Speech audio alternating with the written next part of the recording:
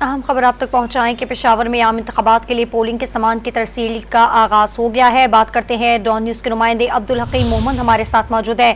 جی عبدالحکیم محمد، بتائے گا سامان کہاں سے ترسیل کیا جا رہا ہے؟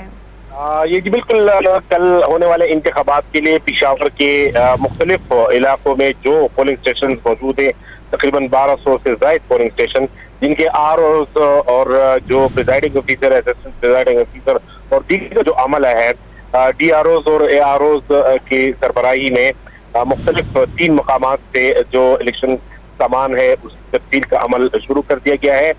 پشاور میں اسٹیڈیم اور اس کے علاوہ عیدگاہ میں اور ٹیکنیکل کالج، 3 ایسے مقامات پر ترسیل کا عمل شروع کر دیا گیا ہے، اور اس موقع پر سیکیورٹی کے بھی سخت انتظامات کیے گئے ہیں۔ پولیس کی باری نفری تعینات ہیں، اور پولیس کی حصار میں جو پریزائڈنگ آفیسر اور اسسٹنٹ پریزائڈنگ آفیسر ہیں ان کو سامان حوالے کیے کر کے مختلف پولنگ اسٹیشن شہر کے مختلف علاقوں اور مضافاتی علاقوں میں وہاں روانہ کر دیے جاتے ہیں۔ بہت شکریہ تفصیلات دینے کے لیے عبدالحکیم محمد آپ کا۔